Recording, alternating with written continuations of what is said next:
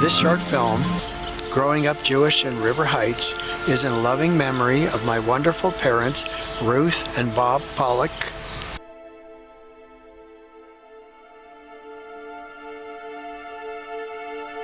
and Herb Tapley, the wonderful father of Spencer Tapley.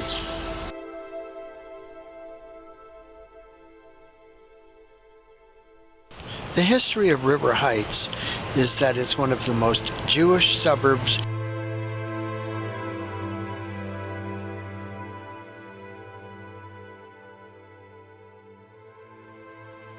For Jews, the family is everything. Your children, your grandchildren. Love you.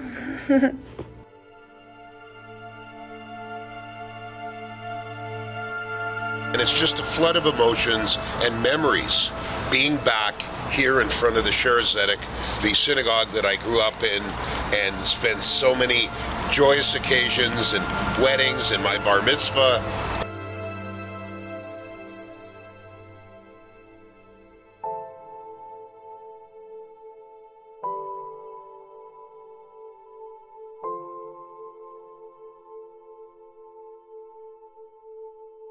My two sons, Cale, who just turned 16 and passed his road test yesterday, and my 13-year-old son, Colton. This is all part of my history that I want them to see and know where their father and their father's family came from in Winnipeg, because they've never been to Winnipeg and they've never seen any of this.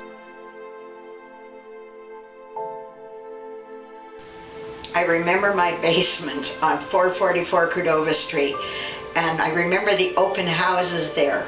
And on Saturday nights, people just walked in.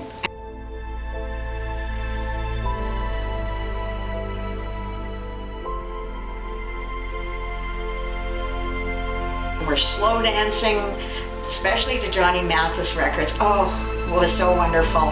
And I remember my cute little record player with my 78s. Johnny Mathis, where are you now?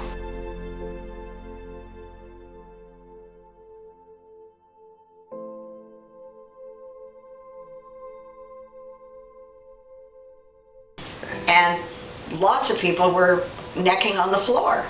And I told my mother not to come downstairs. It's March 20th, 2019. And this is Winnipeg. The snow is melting after a horrible, horrible winter. The River Heights on Cordova Street. Rock and Ron Pollock is the name. Videos are the game. And there's my old house, 444 Cordova Street. This street is so quiet. It always was. And in the summer, there's the canopy of the trees. Bye-bye, 444. October 12th, 2019. Day after the big Winnipeg blizzard, Cordova Street here, near Corrine. And the trees are all knocked down.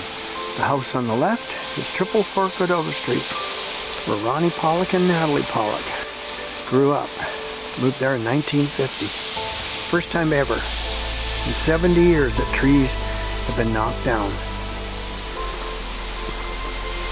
And there's Corbin.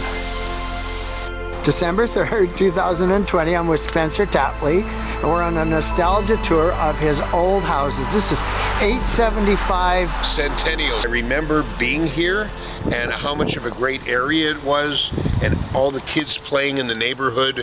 It was fantastic. We lived in this house from 1958 till 1964. From here, we moved to 806 Brock Street and then 137 Aldershot and Tuxedo. But this is all part of my history and my fantastic parents. My mother, Corrine Tapley, now 84, lives in Vancouver.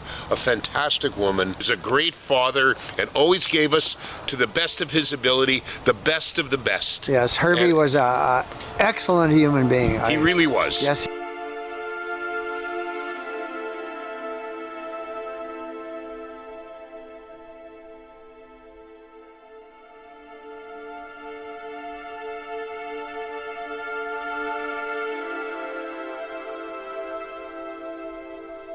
My mom, Ruth Pollock, was such a hospitable, warm, affectionate, loving person, always with hugs.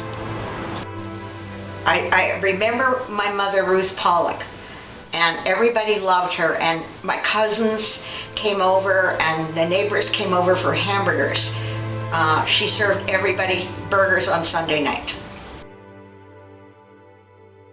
My dad, Dr. Robert Pollock, was such a gentle soul, so warm, so not macho in no way.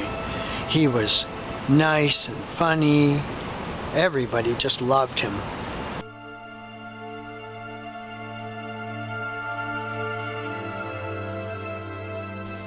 It was very sad. My father wanted to go to medical school at the University of Manitoba, but he wasn't allowed to go because of the quota on Jewish students, and it affected him in his whole life. I'm at the Manitoba Legislature, and right behind me is the Holocaust Memorial, a constant reminder of why Jews always have to be vigilant against our many enemies. Mr. Speaker, today I rise in this House of Commons to issue a long overdue apology to the Jewish refugees Canada turned away. We let anti-Semitism take hold in our communities and become our official policy. We did not hesitate to circumvent their participation, limit their opportunities, and discredit their talent. They were meant to feel like strangers in their own homes, aliens in their own land. We denied them the respect every Canadian, every human being, regardless of origin, regardless of faith, is owed by their government and by their fellow citizens. When Canada turned its back on the Jews of Europe, we turned our back on Jewish Canadians as well. It was unacceptable then, and it is unacceptable now. Your country failed you, and for that, we are sorry.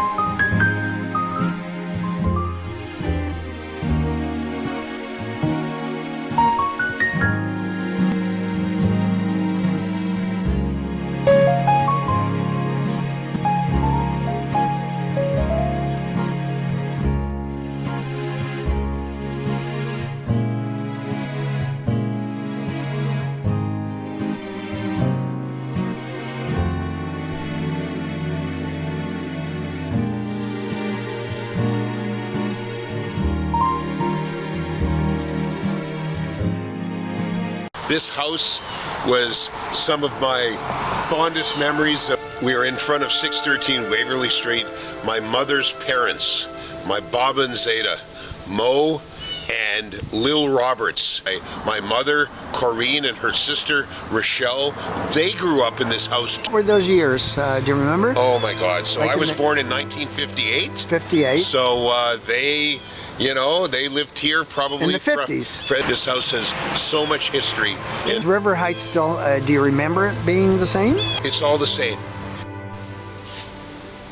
I've always been in love. I've had many wonderful relationships. I remember my summers at Benebrith Camp. I was a camper and I was a counselor in training.